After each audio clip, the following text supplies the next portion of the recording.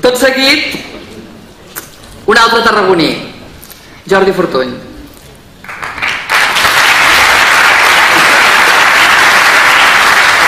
Jordi Fortuny és tarragoní de la part alta, químic de formació i professor per vocació. Ha dedicat la seva vida fonamentalment a l'educació, com a director d'institut, gestionant l'Institut Bonavista des dels seus inicis, impulsant-lo, i ara com a inspector. És conseller de Moviment d'Esquerres i el número 4 en la candidatura Esquerra Republicana de Catalunya, Moviment d'Esquerres i Moviment Demòcrata Català de Tarragona.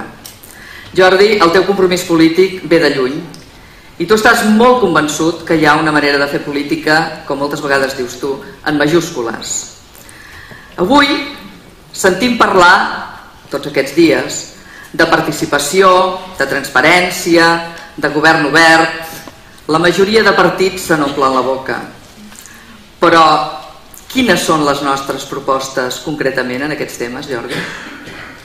Bona tarda a tothom.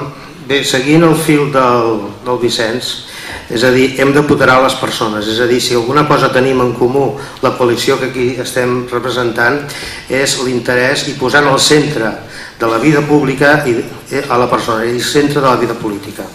En aquest sentit, ja deixar d'una vegada per totes la política ficció amb la participació. Fins ara hem viscut polítiques on hem tingut consells assessors, consells que no han tingut cap capacitat de tirar endavant polítiques i d'influir realment. La ciutadania no vol ja votar cada 4 anys i deixar de banda les accions de democràcia directa, d'acció directa. En aquest sentit, què proposem? Doncs coses molt senzilles. Per exemple, passar els plens de l'Ajuntament a la tarda.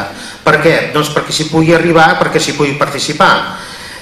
Altres coses, evidentment, posar les dades transparents a la web de l'Ajuntament perquè allí ens hi constin.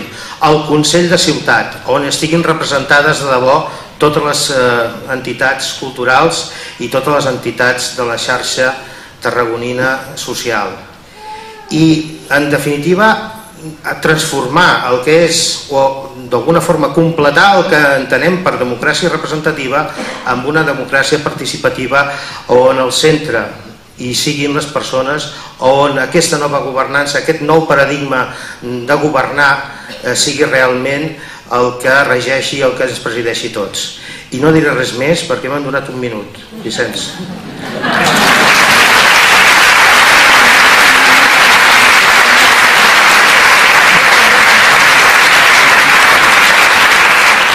Moltes gràcies, Jordi.